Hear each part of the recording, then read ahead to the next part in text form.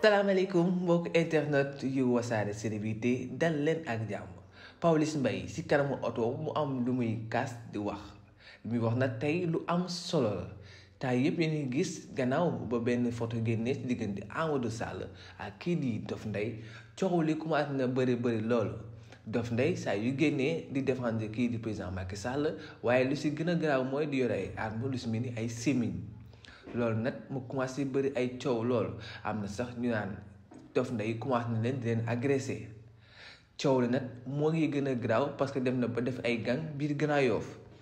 loolu nag la Pawlish Mbaye ne ñii di yoon dañ si war a jóg parce que kii di Dof Ndeye du bandi rey fi nit jamu fi nit dóor fi kenn pistolet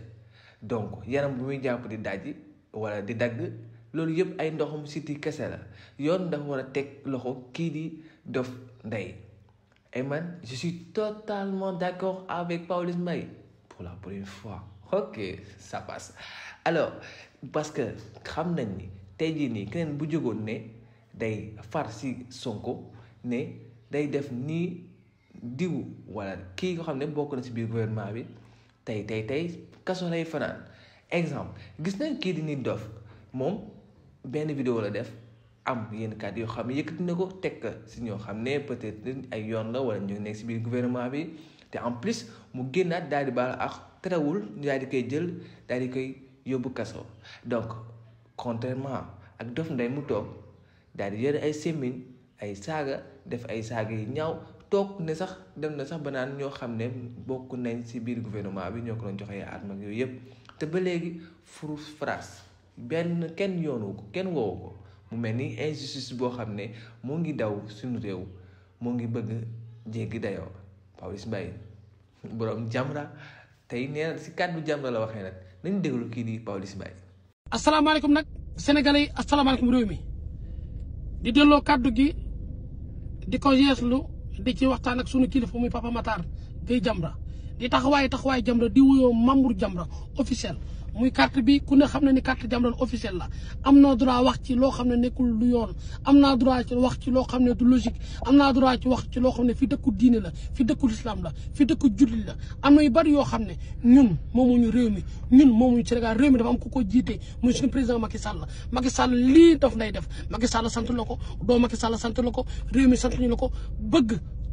bëgg nit ñi xam la Dof Ndeye lii du respect Dof Ndeye lii du cër Dof Ndeye lii du respect yow ak kilifa nga nit ñi xam ne ba waxee ni ñu digg la ak looy mënti def mën nga wax lu ne mais paaka jaasi pistolet ñun baaxewuñu noonu meluñu noonu te duñ ko def nanguñu ko tey nanguñu ko ëllëg Pa Matar man nag dégg naa sa discours